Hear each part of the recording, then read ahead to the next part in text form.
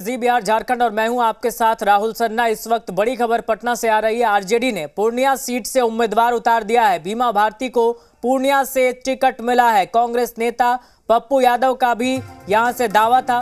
Purnia seat पर पप्पू यादव का भी दावा है। तो बीमा भारती ने जेडीयू से नाता तोड़कर वो आरजेडी में शामिल हुई थी और अब आरजेडी ने उन्हें पूर्णिया से उम्मीदवार बना दिया है। लेकिन दूसरी तरफ कांग्रेस नेता पप्पू यादव भी इस सीट पर दावेदारी ठोक रहे हैं। कुछ दिन पहले ही उन्होंने लिखा था कि पूर्णिया नहीं छोड़ेंगे। तो यहां पर जो स्थिति दिख रही है, आरजेडी ने पूर्णिया से बीमा भारती को उम्मीदवार बनाया है।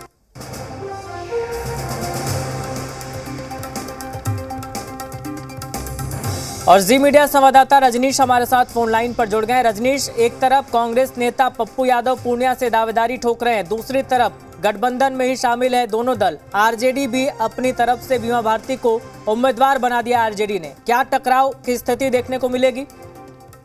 देखिए, गठबंधन में यहाँ पे कांग्रेस, आरजेडी और जो लेफ्ट में जो सहयोगी पार्टियां हैं सीपीआई एमएल, सीपीआई और सीपीएम, और यहाँ पे जो गठजोड़ है उसमें सीट शेयरिंग को लेकर अभी तक स्थिति स्पष्ट नहीं है।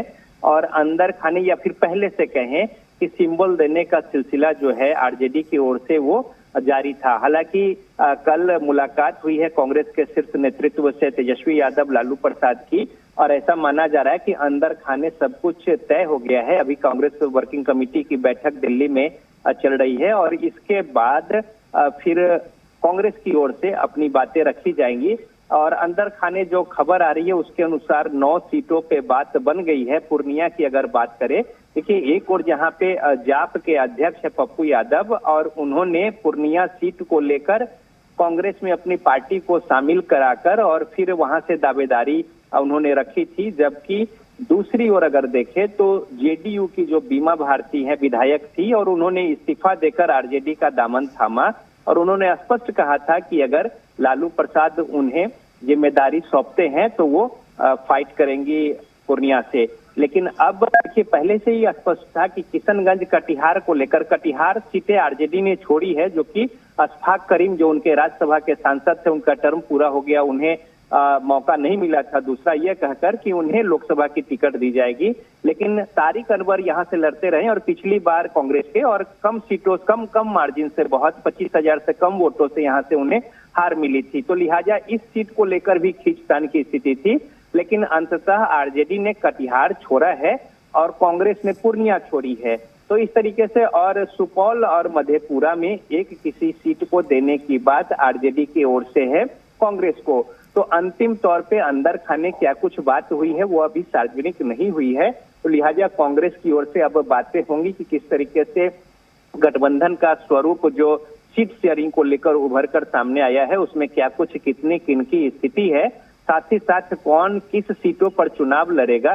क्योंकि अब संख्या भी बहुत कम सीटों की बच गई है जहां पे पेंच की बात थी या फिर स्थिति स्पष्ट नहीं थी। क्योंकि देखिए, करीब 15-16 सीटें जो है कांग्रेस, आरजेडी ने वो अब तक सिंबल अपने उम्मीदवारों को दे दिया है। वहीं कुछ जो लेफ्ट के जो प्रत्याशी हैं उन्हें भी यही स्थिति जो है वो हो रखी है। और सिवान को लेकर सीपीआई एमएल और आरजेडी के बीच में एक खींचतान की स्थिति थी और दोनों पार्टियां इस सीट पर चुनाव लड़ने को लेकर। लेकिन रजनीश, सवाल यही उठ रहा है इसमें कि अगर प्रणाम पूर्णिया यात्रा की बात करें पप्पू यादव की, या फिर कुछ दिनों पहले ही उनके ट्वीट की बात करें, तो क्या पप्पू यादव इस चीज से सहज होंगे? क्या वो मानेंगे?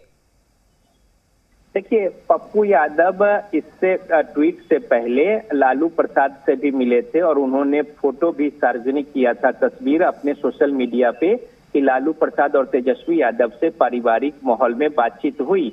पप्पू यादव की जो बातचीत हुई लालू प्रसाद से, वो वही बात चाहते थे, लेकिन उन्हें कुछ और कहा गया कि वो अपनी पार्टी को शामिल करा ले आरजेडी में, और आरजेडी के सिंबल से वो सुपौल से और मधेपुरा, इस तरीके से बातें रखी गई थी। पूर्णिया जो है वो उन्हें नहीं मिल रहा था। लिहाजा उसके बाद कांग्रेस से उन्होंने बातें करके और फिर कांग्रेस में पार्टी के विलय की बात और इसकी घोषणा करके दिल्ली में उन्होंने कांग्रेस ज्वाइन किया।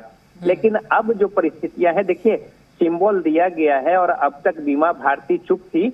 इसका मतलब स्पष्ट है कि लालू प्रसाद ने कांग्रेस के शीर्ष नेतृत्व से दिल्ली में बातचीत करके स्थितियां स्पष्ट कर ली हैं और उसके परिणाम स्वरूप ही आज बीमा भारती ने पूर्णिया में प्रेस कॉन्फ्रेंस करके स्पष्ट किया है कि उन्हें सिंबल भी मिल चुका है और वो पूर्णिया से चुनाव ठीक है लड़ेंगी। रजनीश, आपको यहाँ पर रोकेंगे। बीमा भारती ने क्या कुछ कहा है पहले वो हम दर्शकों को सुना दें।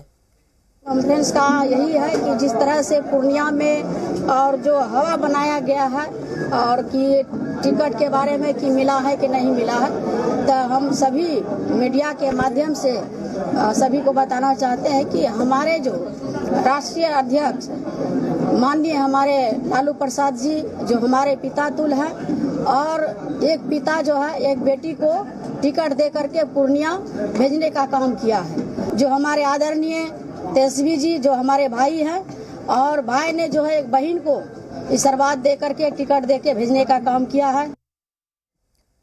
तो रजनीश सुन रहे थे हम इन्हें, बीमा भारती को। उन्होंने कहा कि लालू यादव पिता समान है और एक पिता ने अपनी बेटी को टिकट देकर भेजने का काम किया है।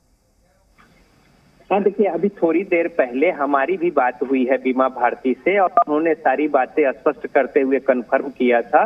और इसके बाद अब देखिए कुछ बच नहीं जाता है। अब पप्पू यादव के ऊपर निर्भर करता है कि उन्होंने जिस तरीके से बातें कही थी कि वो दुनिया छोड़ देंगे लेकिन पूर्णिया नहीं छोड़ेंगे, तो क्या फिर अपने पार्टी के टिकट पर और कांग्रेस से फिर नाता तोड़कर वो पूर्णिया से चुनाव लड़ेंगे या फिर कांग्रेस की ओर से उन्हें कुछ और ऑप्शन उपलब्ध कराए जाते हैं, उस पर एक गठबंधन के साथी होने के नाते उस पर सहयोग करेंगे, ये उन पर निर्भर करता है। लेकिन अब ये तय हो गया है कि पूर्णिया सीट आरजेडी के खाते से और यहाँ पे उम्मीदवार बीमा भारती हैं जो चुनाव लड़ेंगी।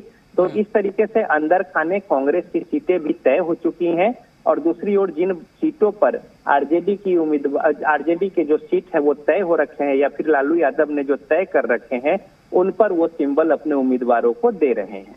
रजनीश, वर्तमान जो स्थिति है पूर्णिया में, पप्पू यादव का क्या प्रभाव रहेगा और बीमा भारती का क्या प्रभाव है?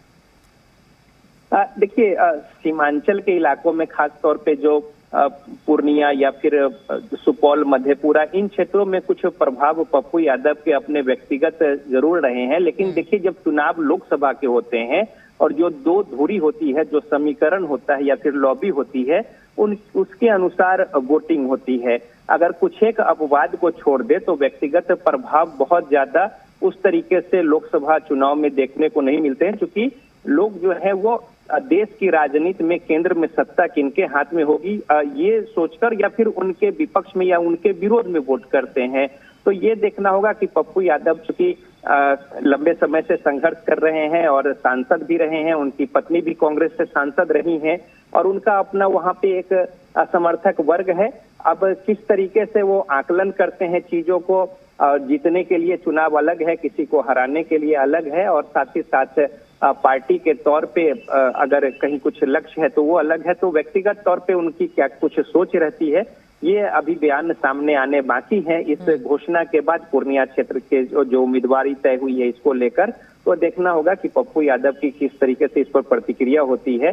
लेकिन अभी इतना तय हो गया है कि कांग्रेस और आरजेडी के बीच में अंदर सब कुछ तय हो गया है और उसी तय शेड्यूल के अनुसार लालू प्रसाद ने पूर्णिया से सिंबल बीमा भारती।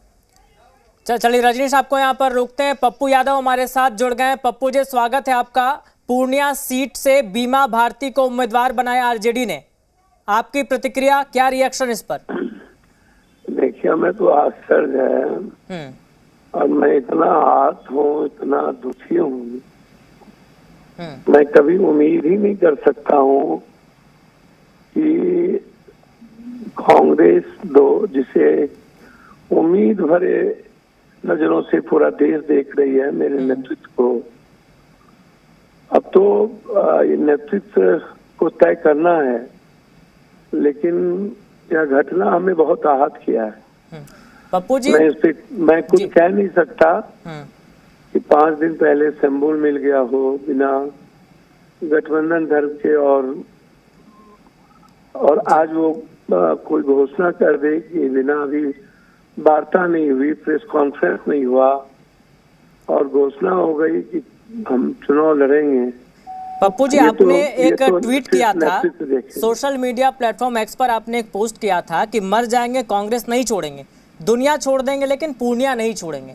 तो ऐसे में जब आपने अपनी पार्टी का विलय किया होगा तो इस सीट पर भी जाहिर सी बात है आपकी बातचीत हुई होगी। देखिए, मैं बहुत साफ सुथरा इंसान हूँ, सच्चाई के रास्ते चलता हूँ।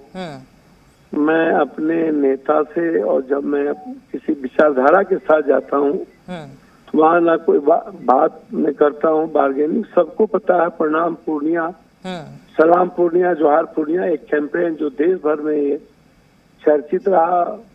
यहाँ लाखों की रैली हुई। 1 साल से पूर्णिया के हर घर हर परिवार के बीच गए। पूरी माँ और बेटी पूर्णिया की आशीर्वाद दी, हमारी बहनें ने आशीर्वाद दी। और इस परिस्थिति में मैं अपनी माँ से अलग तो हमें कोई नहीं कर सकता। मरना पसंद है, लेकिन मेरे घर से, मेरी माँ से वो जनता तय करेगी। जनता मालिक है, और विचारधारा के रूप में मेरी पार्टी तय करेगी। ठीक है पप्पू जी, लेकिन जो गठबंधन है उसमें कांग्रेस भी है, आरजेडी भी है। मैं अब कांग्रेस को कांग्रेस नेतृत्व मेरा सवाल ये है पप्पू जी कि चूंकि गठबंधन में है तो कांग्रेस भी है, आरजेडी भी है, तो कोई एक उम्मीदवार ही वहां से हो सकता है। ऐसे में आरजेडी ने तो उम्मीदवार उतार दिया है, तो पप्पू यादव का अगला कदम क्या होगा? अब ये कांग्रेस को पहले नेतृत्व को तय करने दीजिए। मैंने पहले भी कहा कि मैं जो भी परिस्थितियां आएगी, हालात होंगे, वह जनता देख रही है। पूर्णिया की जनता और हमारा नेतृत्व जिस विश्वास के साथ हम आज अपने नेतृत्व के साथ खड़े हैं, एक मजबूत सिपाही के रूप में, वो मैं सच्चा सिपाही रहूंगा। निर्णय बात बोलूंगा। पप्पू जी, अगर पिछले लोकसभा चुनाव की बात करें तो सिर्फ एक सीट ही महागठबंधन के खाते में थी, वो थी किशनगंज की सीट। तो इस बार आप लगातार दावेदारी ठोक रहे हैं, अभी भी आप कह रहे हैं कि पूर्णिया सीट है, वो वहां से आपकी दावेदारी है, लेकिन क्या लगता है आपको कि बीमा भारती से फायदा होगा, या आप खुद को बेहतर प्रत्याशी मानते हैं पूर्णिया सीट से? ये जनता तय करेगी कि हम ही तय कर लें। तो कब तक ये आपकी बात हुई होगी? चूंकि देखिए उम्मीदवारी का ऐलान कर दिया गया आरजेडी की तरफ से। मैं आपको पहले कह दिया कि मैं जनता से, हमें कभी पूर्णिया ने अलग नहीं किया। 4 बार हम एमपी यहाँ रहे, 2 बार मधेपुरा रहे। माँ मेरी लड़ी, निर्दलीय कुछ वोट से हारी। मैं इतना जानता हूँ कि पूर्णिया ने हमारी जिंदगी को सजाया है, बनाया है, निर्माण किया है। वहाँ कोई कंप्रोमाइज दुनिया का मैं नहीं कर सकता। यानी कि पप्पू यादव ये कह रहे हैं कि पूर्णिया से कोई कंप्रोमाइज नहीं होगा, पूर्णिया से पप्पू यादव चुनाव लड़ेंगे। मैं आहत हूँ, दुखी हूँ, व्यथित हूँ और परेशान हूँ। ठीक है पप्पू जी, कांग्रेस के आला कमान से या वरीय नेता जो चुनाव समिति के लोग होंगे, उनसे कोई बातचीत हुई होगी आपकी इस उम्मीदवारी के ऐलान के बाद? चलिए, पप्पू यादव हमारे साथ जुड़े थे, फोन कट गया है, और रजनीश हमारे साथ बने हुए। रजनीश, अभी भी पप्पू यादव ने जाते जाते एक बात कही कि पूर्णिया सीट से समझौता नहीं होगा। चलिए दोबारा जोड़ने की कोशिश करेंगे, रजनीश भी अभी फिलहाल नहीं है। तो अभी पप्पू यादव को आप सुन रहे थे, फोन लाइन पर वो जुड़े थे। पूर्णिया सीट से उनकी दावेदारी, अभी भी उन्होंने कहा कि मैं आहत हूं, चूंकि कुछ दिन पहले ही उनका एक ट्वीट आया था सोशल मीडिया प्लेटफॉर्म एक्स पर, उन्होंने लिखा था कि दुनिया छोड़ दूंगा लेकिन पूर्णिया नहीं छोड़ूंगा। लेकिन महागठबंधन में, या हम कहें इंडिया अलायंस में, कांग्रेस भी है, आरजेडी भी है, यानी कि उम्मीदवार एक ही हो सकता है अगर पार्टियां गठबंधन में है तो। और बीमा भारती को आरजेडी ने वहां से उम्मीदवार बना दिया है। जाहिर सी बात है पप्पू यादव आहत होंगे, और इसी बात का जिक्र उन्होंने अभी जी मीडिया पर भी किया। उन्होंने कहा कि मैं आहत हूं। साथ ही एक और बात उन्होंने कही कि पूर्णिया से कॉम्प्रोमाइज नहीं कहूंगा। और बीमा भारती ने क्या कुछ कहा उम्मीदवारी के ऐलान के बाद कि वो वहां से उम्मीदवार है, आपको पहले वो एक बार और सुना देते हैं।